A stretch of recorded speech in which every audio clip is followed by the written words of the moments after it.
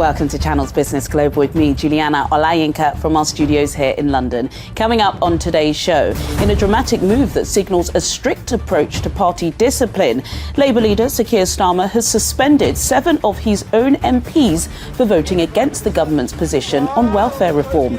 Our Downing Street correspondent Simon Pusey will soon be joining me here in the studio with the fallout. And Mercury Bank, a leading US-based digital bank catering to global startups, has announced its decision to terminate accounts for Nigerian startup founders. And the announcement has sent shockwaves through the nation's tech ecosystem. Ibrahim Ibitade, the CEO and co-founder of Leather Bank, will be joining me from London with a proposed solution to the sudden departure. Then later, with the Naira depreciating by over 200% against the dollar in the past year, Nigerian students graduating in the UK are facing significant challenges in securing jobs and maintaining a reasonable standard of living. Toyib Adewale Adelodun, a personal development coach, will be joining me here in the studio for some advice about how Nigerian students can leverage their skills and qualifications to secure job opportunities. But first, in a bold move aimed at boosting Britain's workforce and reducing reliance on overseas workers, Prime Minister Sir Keir Starmer on Monday announced the launch of Skills England. The new public body is set to transform the nation's skills training landscape, bringing together trade unions, businesses, central and local government to training providers to better understand and address the skills gap. The first task will include an assessment of future skills needs, ensuring that training provision is aligned with the needs of the economy. Skills England will also work alongside the Migration Advisory Committee to identify areas where domestic skills can be developed to reduce the need for migrant workers. Elsewhere, in a dramatic move that signals a strict approach to party discipline, Labour leader Sir Keir Starmer has suspended 7 of his own MPs for voting against the government's position on welfare reform. The politicians, including prominent figures such as Richard Burgon, John McDonnell and Rebecca Long-Bailey, rebelled against the party line by supporting an amendment to scrap the controversial 2-child benefit cap. The cap, introduced by the Conservative government in 2017, limits the amount of financial support that families can receive for children beyond the first 2. Critics argue that the policy has contributed to rising levels of child poverty and food insecurity, particularly in the midst of the ongoing cost of living crisis. The Labour Party had previously expressed support for scrapping the cap, but Starmer's decision to suspend the rebel MPs suggests a shift in position. In just 5 days before the general election in Scotland, on the front page of the Daily Record, Gordon Brown instructed voters to vote Labour to end child poverty. Yet last night, Labour MPs from Scotland were instructed to retain the 2-child cap, which forces children into poverty. So, Prime Minister, what changed? Mr. Speaker, already we've set up a task force to put that vigour in place. 3 breakfast clubs in every primary school, abolishing no-fault eviction, decent home standard, Awab's law, and a plan to make work pay. But I would just say this. Before he lectures everyone else, he should explain why, since the SNP came to power, there are 30,000 more children in poverty in Scotland. Well, for more on this, I was earlier joined in the studio by our Downing Street correspondent, Simon Pusey. Simon, Sir Keir Starmer been in power for less than a month, and already this week we've seen the suspension of 7 Labour MPs, including some big names, former Shadow Chancellor of the Exchequer John McDonnell and Zara Sultana, pretty prominent online. This was because they voted for an amendment of the scrapping of the 2-child benefit cap would have lifted 300,000 children out of poverty, allegedly. Is this more to come in terms of a really strict zero tolerance Sir Keir Starmer? I think it's a statement of intent, isn't it? That's what he wants. He wants to put down a marker and say, if you're thinking about voting against the government that has been in opposition for 14 years, and you're already voting against it, then this is what I'm going to do. I think it's a bit of a risky game because this is a policy really most Labour governments would have been all over, right? You know, scrapping that child benefit cap that was brought in by the Conservative Party to continue with it. It seems like they're one and the same, the Labour and the Conservatives. So, yeah, 7 people kicked out of the party. It's 6 months months. Unheard of for 6 months. Suspended. Unheard of really in modern times. 3 weeks after an election, when they should be on a high, it's a lot of people are sort of questioning it. He's obviously got a huge majority, so it means he can do this. He can be ruthless, and I think what he's trying to do is make sure that in the future there aren't big rebellions or any rebellions, because people will say, well, now then I'm going to be sitting on my own, as an independent for 6 months. But I think some people might be thinking, is this a rod for his own back? Has he kind of it means he has to do this every single time? He's being criticised, and who knows what's going to happen? Who knows who on his front benches are going to vote against him, and then he's going to have to kick people out. And also, if you look at previous prime ministers, the obvious one being Tony Blair, because of the huge majorities they both have. Tony Blair used to sort of shrug and just be like, whatever. It used to be Alistair Campbell who was going crazy, but Tony Blair didn't really care. And so maybe this is a kind of precedent that he doesn't really need to have done, because it means he needs to follow suit now every single time. And as you said, quite a few of these people were big in the previous shadow cabinet. So Jeremy Corbyn's shadow cabinet, we all know about Jeremy Corbyn, how he's been kicked out of the party. So maybe he's sort of continuing with that kind of, let's get rid of we're a changed Labour Party, as he often says, like his dad being a toolmaker. So John McDonnell, Shadow Justice Secretary Richard Bergen, his Shadow Business Secretary Rebecca Long-Bailey. So they're all sort of gone, and it basically means it's quite confusing. They're still sort of a part of the Labour Party, really, but they just sit as independents for this 6 months. So they sit away. But it's a long time, and as you said, it's a risk. Is it going to pay off? Because there are a lot of independent new parties, within Parliament now, begging to get more people on their benches. Is that likely to happen? Would they go to the Workers' Party? Or there's no obvious place for them to go, I guess, other than unless they just become independents, which I guess could be something, because obviously Jeremy Corbyn's an independent, so why would John McDonnell not sort of follow suit and do that? But I think it shows his ruthless nature. We've been talking about that before in terms of the electoral win that he had. He did lots of things that maybe you may not have done, or he may not have done, to get that majority that he got, to win Conservative voters over. And this is another statement of authority and intent, that he is going to rule pretty ruthlessly, that he's not going to take anything from people who sort of go against the government. It is a sort of a broad church, the Labour Party, maybe not as broad as the Conservative Party, but it has a lot of people on the left, and he's more centrist, and he's saying, stick to party policy.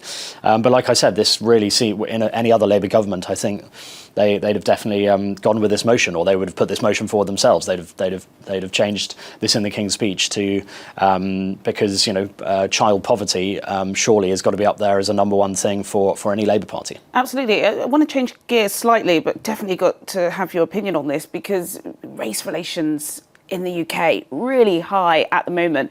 We had Nigel Farage, leader of Reform, giving his maiden speech in Parliament. Of course, most people were listening to that. That's taking place at a time where we've had a soldier attacked on the streets of London.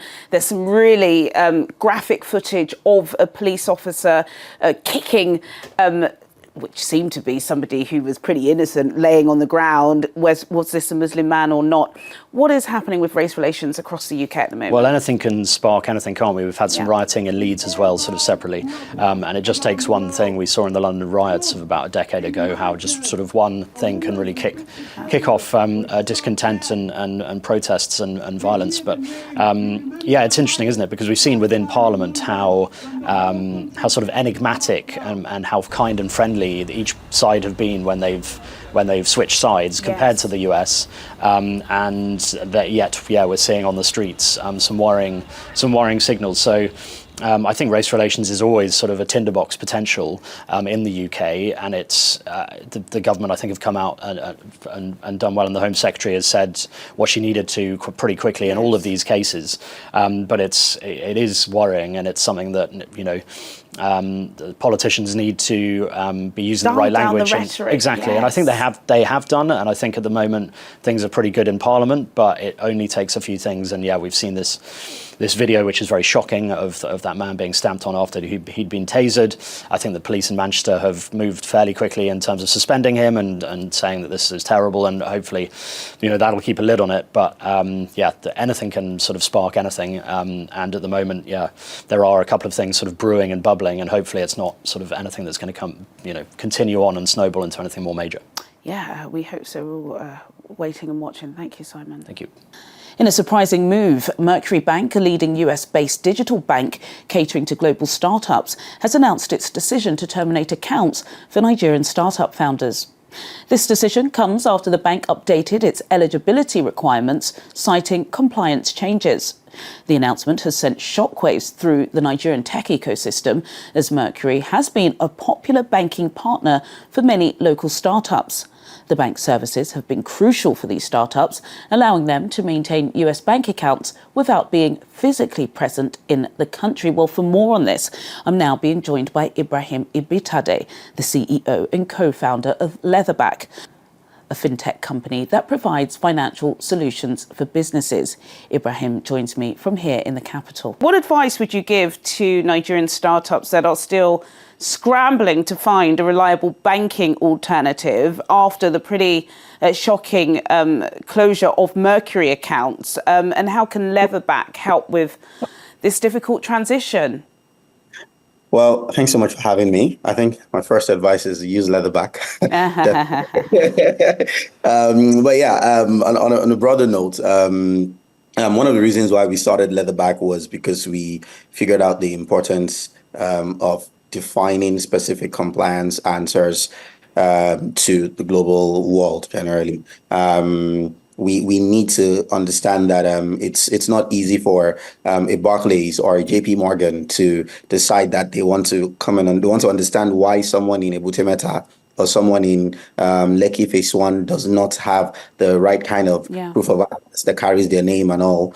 We need to understand that it's not really beneficial to them to do that. And for us as African businesses, what I would advise African startups to do is make sure our house is in order, get the necessary regulatory requirements and approval needed to make sure you conduct business. And the standards of compliance globally is quite high. I mean, sanction screening, name screening, running through various lists, your KYC, your KYB processes, conducting your extra enhanced due diligence. Takes a lot to be able to prove to the proper global banks that you are qualified and equipped enough with the right technological tools to make sure you give them the right comfort. So Leatherback is solving that problem generally today. I mean, we offer USD accounts across multiple jurisdictions to different businesses and African startups and technology startups that need to conduct business globally.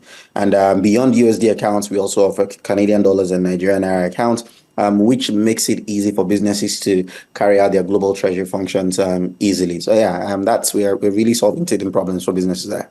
Let's step back a bit. I want you to, if you can, Ibrahim, give us a broad overview of what's happening with the fintech sector. You know, like, obviously, if you want to know what's going on, lots of people Googling Dangote, we're Googling Binance, we're focusing on the big multinationals. We haven't really focused much on fintech and startups in the ecosystem. What is happening? How are they faring at these really difficult times?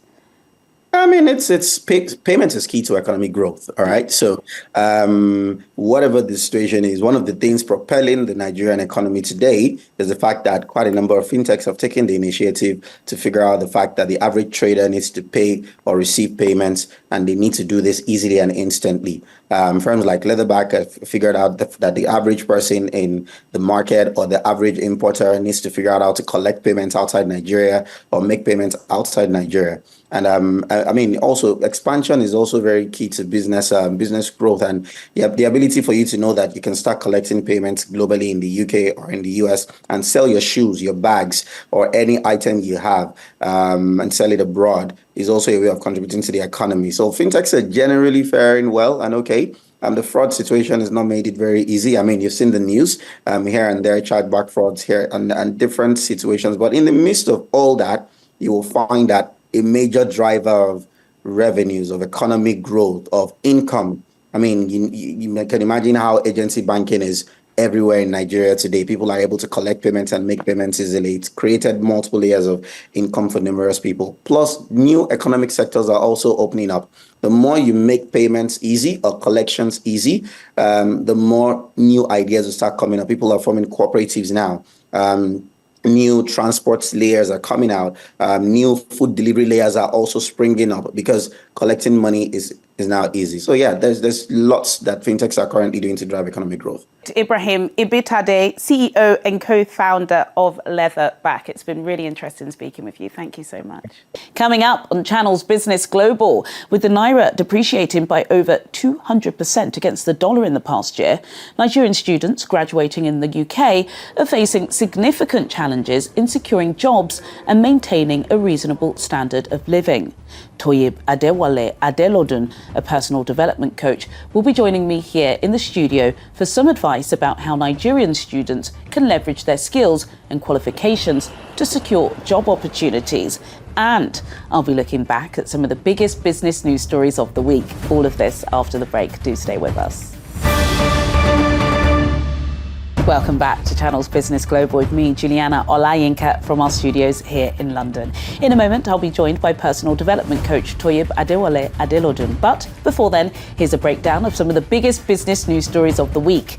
BT has been fined £17.5 million by the UK's communications regulator Ofcom for a catastrophic failure in its emergency call system that left thousands of people unable to get through to emergency services. This is despite calling 999. The incident occurred last summer when a network fault affected BT's ability to connect calls to emergency services. Ofcom found that the telecoms group did not have sufficient warning systems in place for when this kind of incident occurs, nor did it have adequate procedures for promptly assessing the severity, impact, and likely cause of any such incident for identifying mitigating actions. Porsche has decided to scale back its ambitious electric vehicle sales targets due to slower than expected growth in Europe and China, as well as the global slowdown in EV demand. The German luxury car maker previously aimed for 80% of its sales to be all electric by 2030. However, it has now revised its goal, stating that it will only achieve this target if customer demand and developments in the electromobility sector warrant it. Heathrow Airport has reported a record-breaking first half of 2024, with a total of 39.8 million passengers passing through its terminals between January and June. This figure marks an increase of 7.3% recorded during the same period last year. Notably, the number surpasses pre-pandemic levels seen in 2019. The airport's new chief executive, Thomas Woodby, highlighted the airport's role in supporting British industries, with 765 tonnes of cargo transported during the first half of this year. Looking ahead, Heathrow Airport is optimistic about its full-year performance, with a forecast of 81.4 million passengers for 2024. Now to my final topic. Nigerian students graduating in the UK are facing significant challenges in securing jobs and maintaining a reasonable standard of living. The economic downturn back home has had a ripple effect on the lives of Nigerian students studying abroad. The cost of living in the UK has skyrocketed for those students, making it increasingly difficult for them to make ends meet. Many are struggling to find jobs that can support them financially, as the depreciated Naira has significantly reduced the value of their savings. Earlier, I was joined in the studio by personal development coach Toyib Adewale Adelodun. Toyib Adewale Adelodun, it's always a pleasure having you in the Channel's Business Global studio. It's quite timely as well because, of course, we've all seen it. If it's not been our brother or sister, it's been a family member or a contact. Everybody is graduating at the moment. 100%. Congratulations if you are a graduate. Yes, it's really nice, of course, because we've all been there. It brings back nostalgia. But as we were saying before the cameras were rolling, it's a really critical period at the moment. Of course, we know there's the drumbeat of protests in Nigeria, people not happy with the economy. Lots of people say it's not affecting us here. It is, not just those of us living in the diaspora, yes, but of course foreign students. I had this conversation with you a couple of months ago. Please, considering you are an expert in this field, can you give me a broad overview of what's been happening over the past couple of months? Yes, we're happy so many Nigerian students have successfully graduated, but it's not been an easy journey, has it?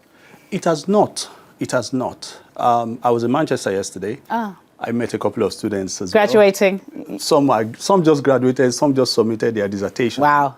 And that. So, and I get these stories every day from young people that are trying and just getting into the country, trying to settle down. You know, we had that bit of inconsistency with the exchange rate, yes, and getting funds to. Is it consistent now?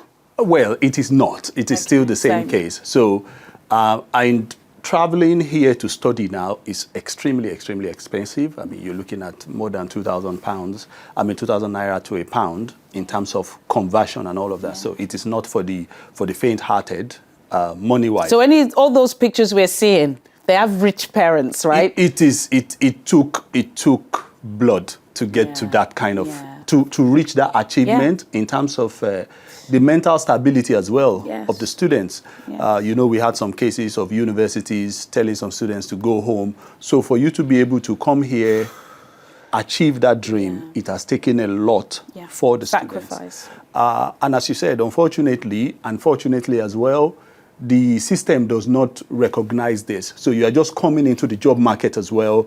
That doesn't mean that you're going to get your first job. You might apply for 50 jobs and get no's. So what I've been doing with a lot of work that people have been doing is to try and say, look, now that you are coming out, how do you make the most of these new certifications? Because master's is now the new degree. There are so many people.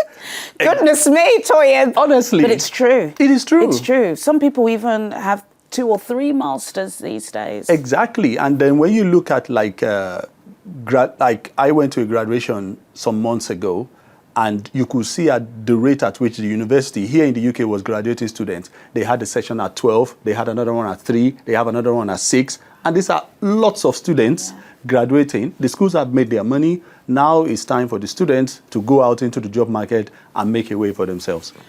What is the biggest talking point for foreign students in the UK at the moment? Is it how are we going to pay in September? Or was it even worth coming here? How am I going to get a job? What are they grappling with right now? It's a bit of the two, because for some master students, a quite number of them are self-funded. Okay. You know, they put some money together. Yeah. Some of them sold houses because they want to become more valuable in the marketplace. Yeah. And then they've come here, they've had to see that, look, that challenge was just a tip of an iceberg. Like, now I have to start again in a new system. Yeah. You know, you can imagine a student that had to pay several months of rent because they don't have reference. You know, now they are having to start in a new system again.